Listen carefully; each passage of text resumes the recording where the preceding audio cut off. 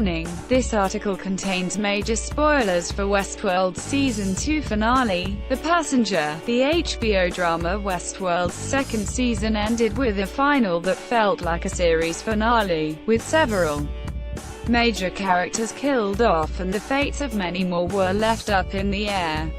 And The Passenger apparently left the Dolores Parks, Westworld, Shogun World and rest behind for good. In the finale scene, written by Westworld creators Jonathan Nolan and Lisa Joy, viewers discovered that both Dolores, played by Evan Rachel Wood, and Bernard, Jeffrey Wright, had made it to the outside world, but with opposing viewpoints. Dolores was determined to overthrow and annihilate the human race, whilst Bernard was determined to stop her. It was also revealed the Man in Black finally passed through the door, the destination he searched for all season long. Throughout the final episode, viewers expected the Man in Black to burst through the door and come into contact with Dolores and Bernard, Jeffrey Wright. Instead, when he reached his destination, it became quickly apparent the Man in Black had arrived at another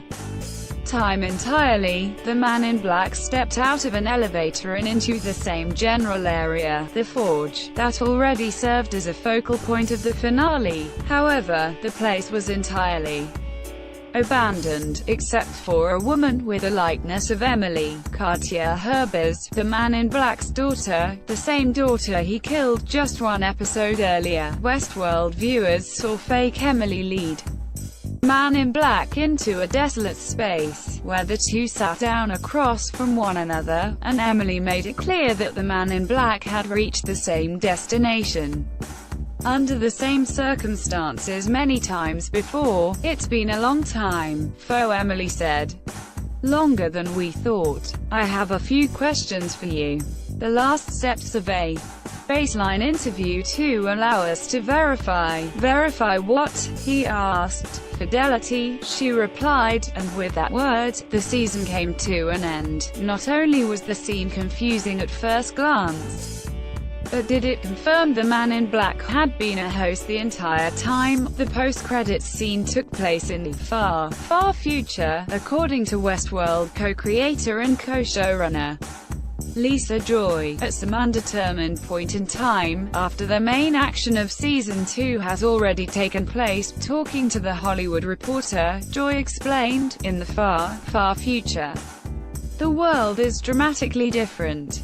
Quite destroyed, as it were. A figure in the image of William's daughter, his daughter is of course now long dead, has come back to talk to him. He realizes that he's been living this loop again and again and again, the primal loop that we've seen this season. They've been repeating, testing every time for what they call fidelity, or perhaps a deviation.